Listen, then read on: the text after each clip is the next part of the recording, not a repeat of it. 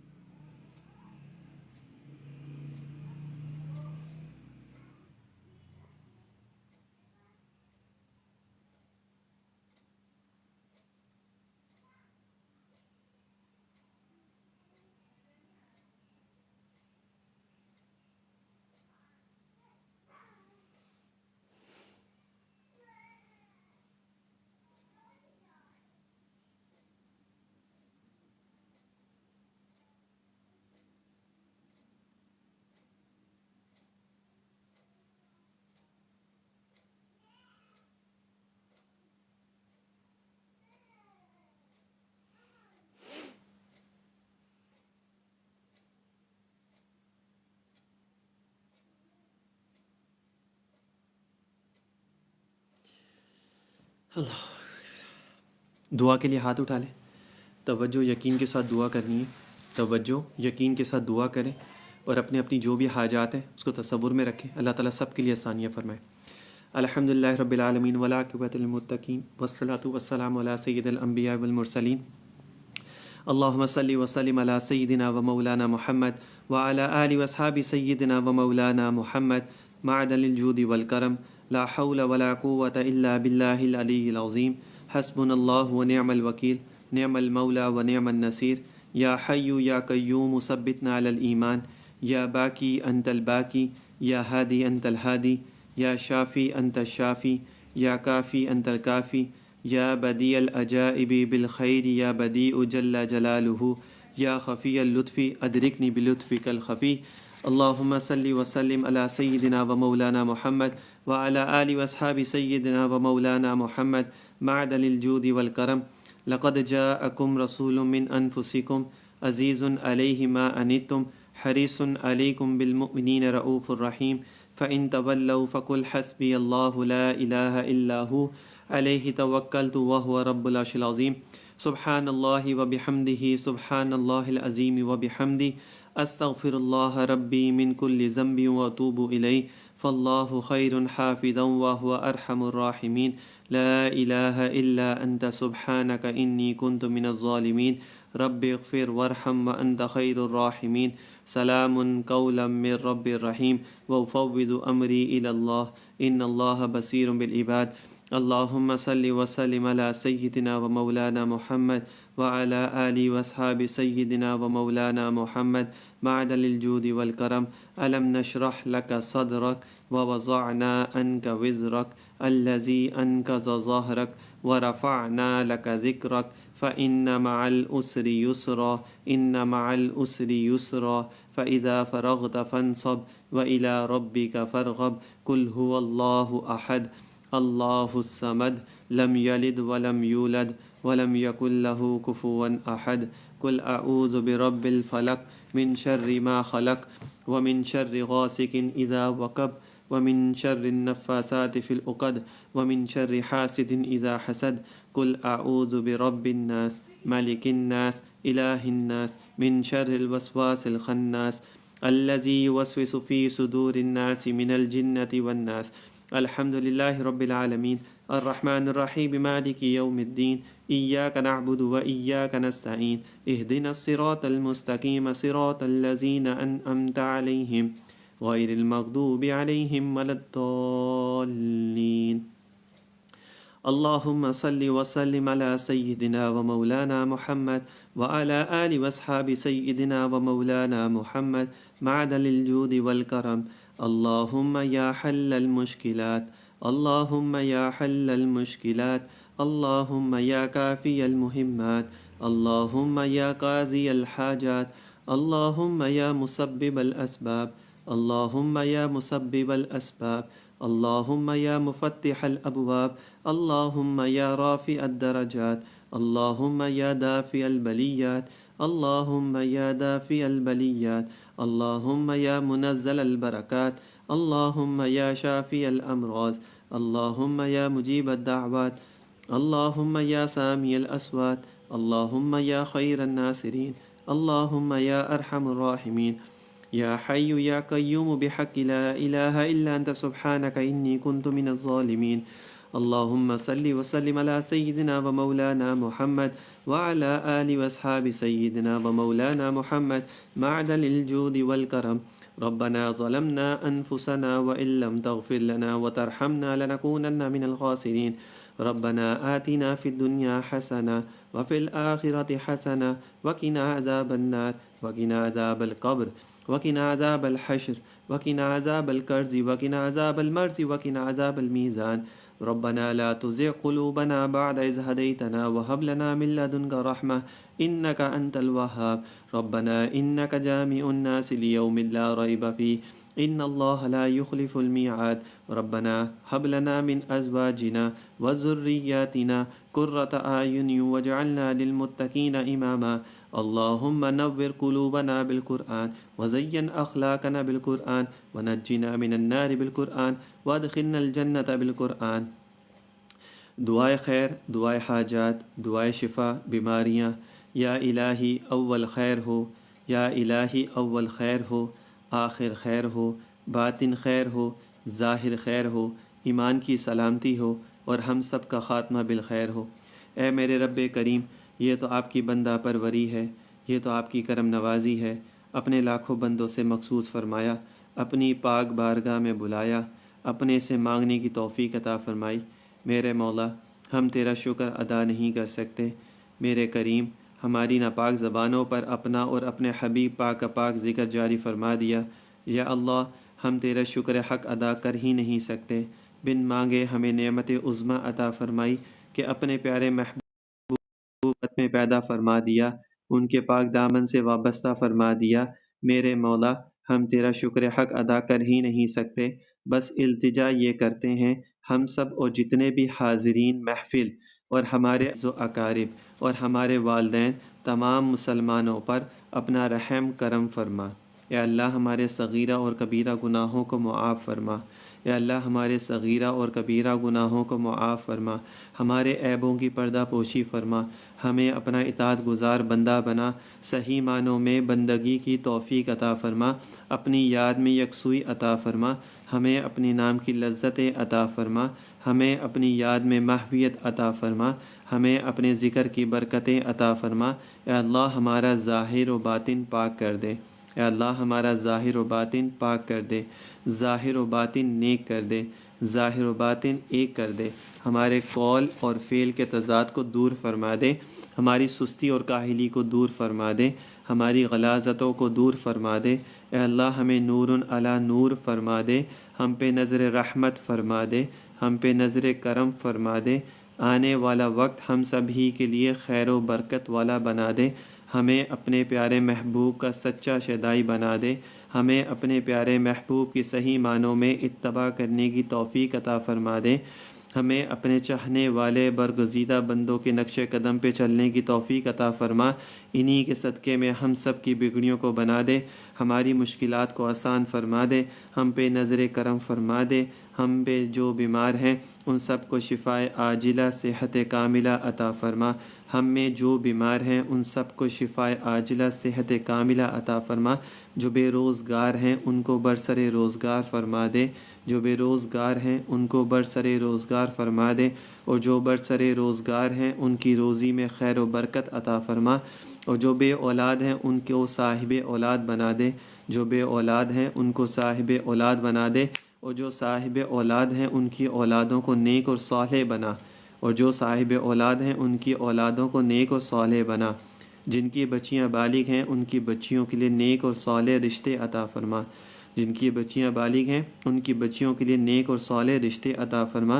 اللہ سبھی کی لاج شرم اور بھرم رکھ لے، ہم سب پہ کرم کی نظر فرما دے، ہماری عاجزانہ دعاؤں کو قبول فرما دے، ہم سب کو شیطان کے مکر اس کے فریب سے بچا لے، نفسانی خواہشات سے بچا لے، ہر بری راہوں سے بچا لے، بری عادتوں سے بچا لے، بری صحبتوں سے بچا لے، بری باتوں سے بچا لے، بری نیتوں سے بچا لے، ہم سب کو حاسدوں کے حسد سے بچا لے، مفسدوں کے فساد سے بچا لے، ساحروں کے سحر سے بچا لے، نادیدہ بلاؤں سے بچا لے، ہر دور کے ہر فتنے سے بچا لے۔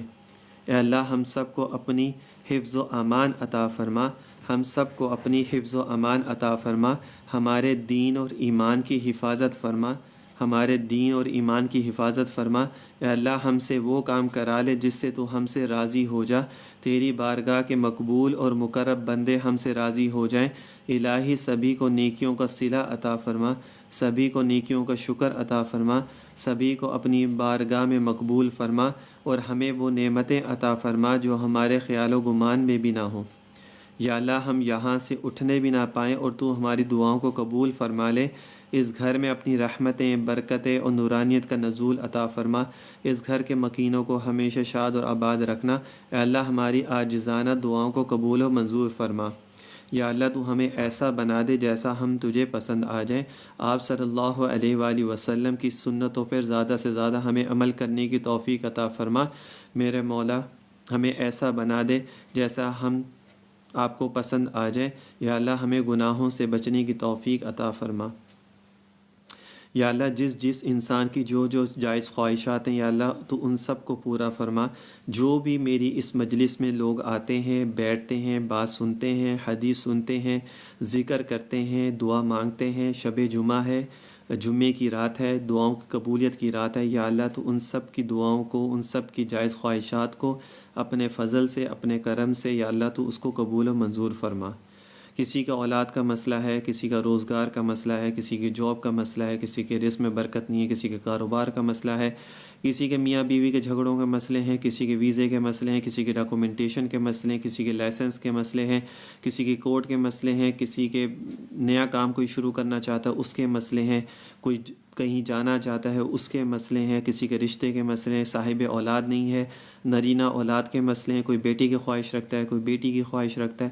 یا اللہ آپ تو عالم الغیب ہیں، آپ کو تو ہر انسان کے بارے میں پتہ ہے، یا اللہ تو ان سب کی نیک و جائز خواہشات کو پورا فرما دے، اور جو بھی ہم یہاں پہ ذکر کرتے ہیں، حدیث پڑھتے ہیں، اس کی نورانیت ہمارے دلوں میں عطا فرما دے۔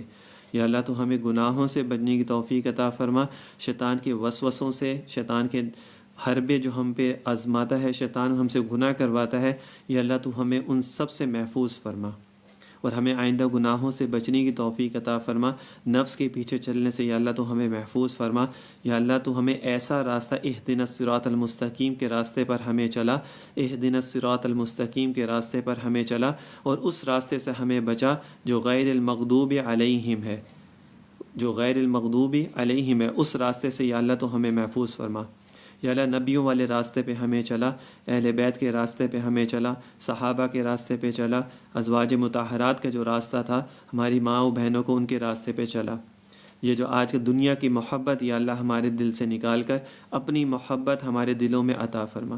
یا اللہ دنیا کی محبت ہمارے سے دل سے نکال کر، اور یہ جو آج کل جو ایک فتنہ سا ہر چیز میں چل رہے ہیں کہ لوگ آپ کو بھول کر اور دنیا کے پیچھے بھاگ رہے ہیں کہ بس کسی طرح پیسہ آ جائے اور ہم بہت ہر چیز ہمارے پاس آ جائے، میسر ہو جائے، اور ہم ہر چیز ہمارے پاس ہو، تو یا اللہ ان سب چیزوں سے ہمیں محفوظ فرما۔ یا اللہ ہم جانتے ہیں کہ ان چیزوں کی کوئی وقت نہیں ہے، ان کی کوئی اہمیت نہیں ہے آپ کی نظر میں، جو سب سے زیادہ ضروری چیز ہے وہ ہے اطیع اللہ و اطیع الرسول۔ یا اللہ تیری اور تیرے نبی کی اطاعت کرنا۔ یا اللہ ہمیں 5 وقت کا نمازی بنا، خشوع و خضوع کے ساتھ ہمیں نماز پڑھنے کی توفیق عطا فرما، وقت پر ہمیں نماز پڑھنے کی توفیق عطا فرما، اور دل سے ہمیں نماز پڑھنے کی توفیق عطا فرما، قرآن کو پڑھنے کی، اس کو سمجھنے کی، اس کو یاد کرنے کی، یا اللہ تو ہمیں توفیق عطا فرما۔ قرآن کی جو نورانیت ہے یا اللہ وہ ہمارے دلوں میں تو اتار دے، اور اس کی جو برکات ہیں یا اللہ تو وہ ہمیں عطا فرما، اپنا فضل، اپنا کرم، اپنی رحمت یا اللہ تو ہمیں عطا فرما، یا ارحم الراحمین، یا ارحم الراحمین، یا ارحم الراحمین، یا ذا الجلال والاکرام، یا ذا الجلال والاکرام، یا ذا الجلال والاکرام، یا حی یا قیوم برحمتک استغیث، یا حی یا قیوم برحمتک استغیث، وإلہکم الہ واحد لا الہ الا هو الرحمن الرحیم، وإلہکم الہ واحد لا الہ الا هو الرحمن الرحیم۔ اللهم إنا نسألك من خير ما سألك منه عبدك ونبيك محمد صلى الله عليه وآله وسلم، وأعوذ بك من شر ما استعاذك منه عبدك ونبيك محمد صلى الله عليه وآله وسلم، وأنت المستعان وعليك البلاغ ولا حول ولا قوة إلا بالله العلي العظيم۔ یا اللہ ہم سب کی پریشانیوں کو دور فرما، جو مسلمان پریشان ہے، کسی بھی وجہ سے پریشان ہے، میرے مولا تو ان سب کی پریشانیوں کو دور فرما دے۔ یا اللہ تو ان سب کی پریشانیوں کو مجھ سمیت جس کی جو بھی پریشانی ہے، کسی بھی چیز سے ریلیٹڈ ہے، یا اللہ تو ان سب کی پریشانیوں کو دور فرما دے، اور ہماری تمام دعاؤں کو اپنے فضل، اپنے کرم، اپنی رحمت سے قبول فرما لے۔ اللہم اللہم اللہم یا ربی یا ربی یا ربی، سبحان ربک رب العزت عما یصفون، وسلام علی المرسلین، والحمد للہ رب العالمین۔